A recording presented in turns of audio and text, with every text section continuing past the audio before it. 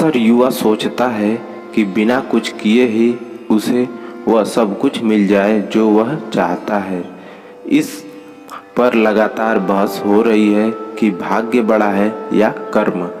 क्या कुंडली देखकर हम अपना कर्म करें? क्या ग्रह की दशा देखकर यह फैसला लें कि हमें कौन सा कदम कब उठाना है?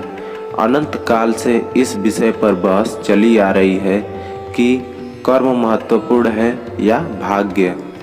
जीवन में अगर आपको कुछ पाना है तो मेहनत तो करनी ही पड़ेगी। मंजिलें उन्हीं को मिलती हैं जो उसकी ओर कदम बढ़ाते हैं।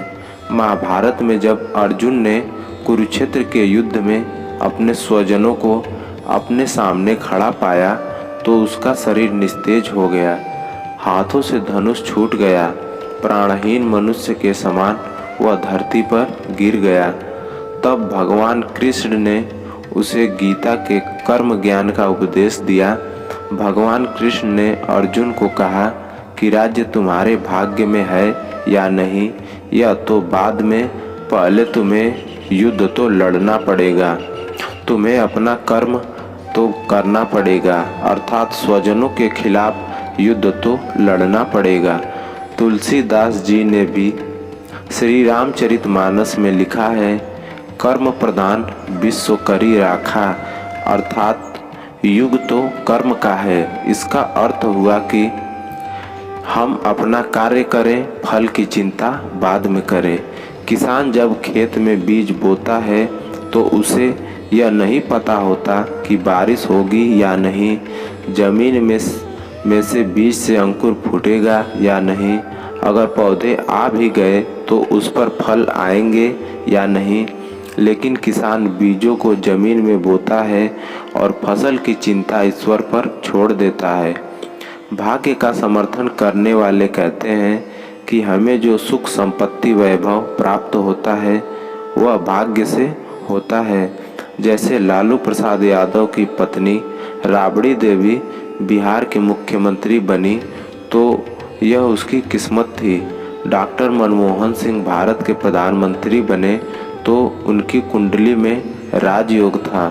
अगर किसी अभिनेता का बेटा अभिनेता बनता है तो यह उसका भाग्य रहता है कि वह अभिनेता के यहाँ पैदा हुआ।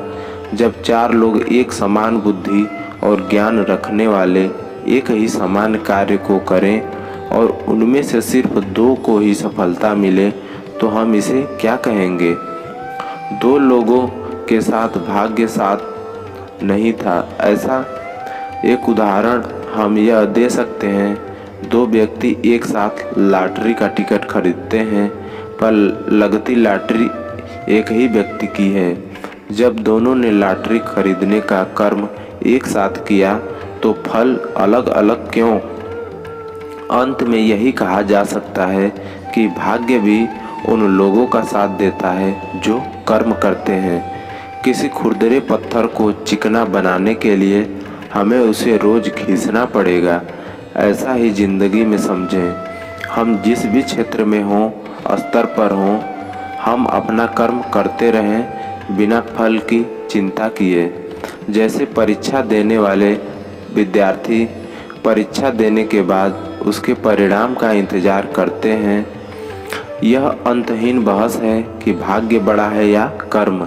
इसके बारे में सबके पास अपने अपने तर्क हैं, लेकिन हर हाल में हमें सकारात्मक सोच के साथ जीवन में कुछ उल्लेखनीय करने के लिए प्रेरणा लेनी चाहिए।